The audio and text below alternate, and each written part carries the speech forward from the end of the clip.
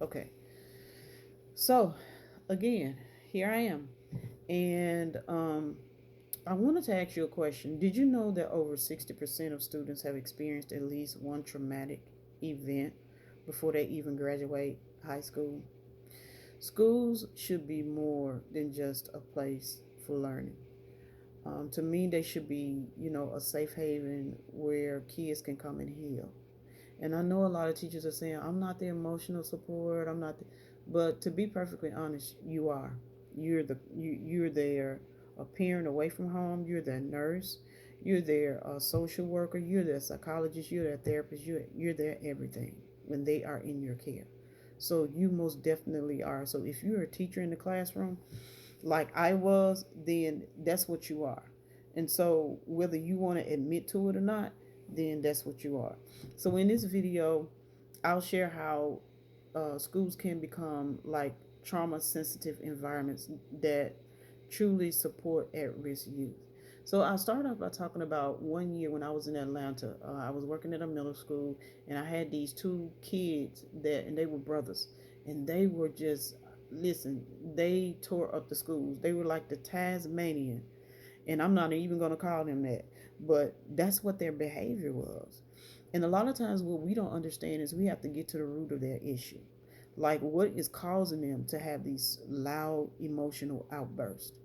And so I remember like one weekend, like it was like Good Friday, and it was like the Easter weekend.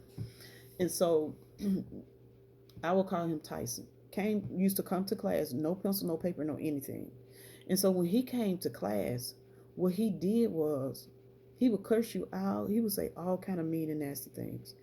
And so I had to learn to be the bigger person in the situation, because a lot of times adults, you let your emotions get in the way of you bringing out the best in a child, because what you do will affect them for the rest of their lives. I have teachers that I can remember that have said good things to me and that have said bad things to me. And so we truly do shape their future. We shape and we mold these children's or these students' future, whether you believe it or not. And you can become an impactful person in their lives, or you can become that person that is part of the trauma that's going on in their lives, which means you can either add fuel to the fire or you can make a positive impact in their lives.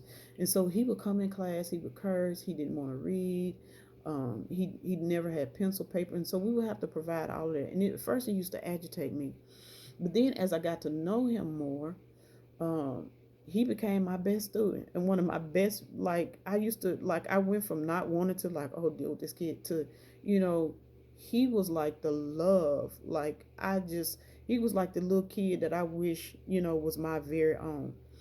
So Easter weekend, he comes to class and he's talking about how he wanted to go home and spend time with his mother, right? And so I kept asking him, why do you want to go home? Like, I'm just trying to figure out, like, you're in school right now. These are school hours. And that weekend would be the last weekend that I saw this student. This weekend would be the last weekend, and me not knowing that this weekend would be the last weekend that I ever seen this kid alive.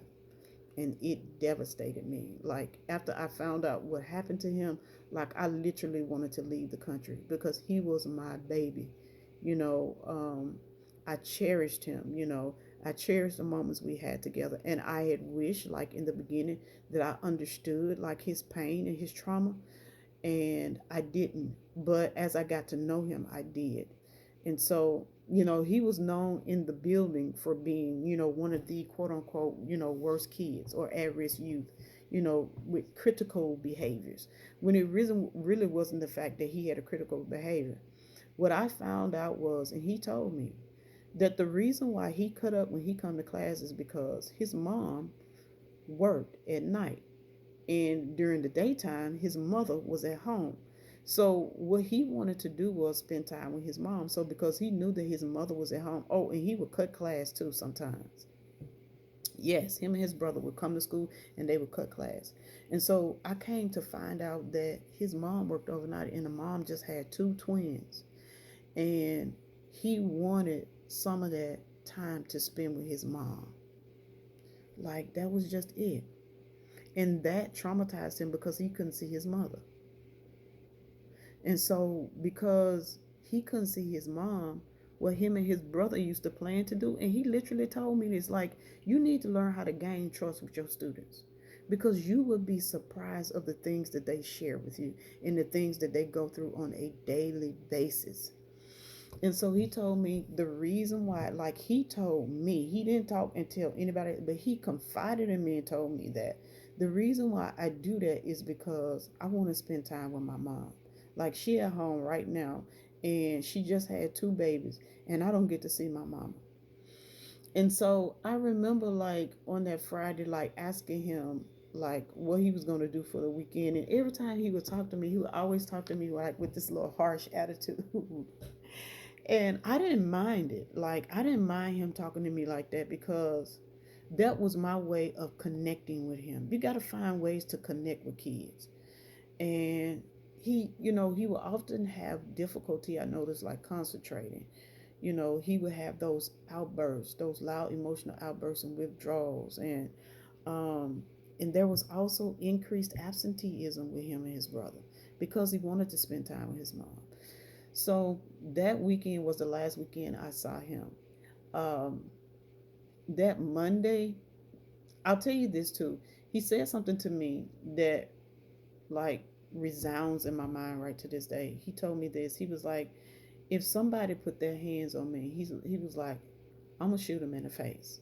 And I said, don't say that. That's not nice to say. He was like, I'm serious. I'm gonna shoot him in the face. Not knowing that that would be the last weekend I would see him. And I told him, be careful, have a good weekend, and I'll see you on Monday. Not knowing that that would be the last conversation that I ever had with him. So I want you to understand that these students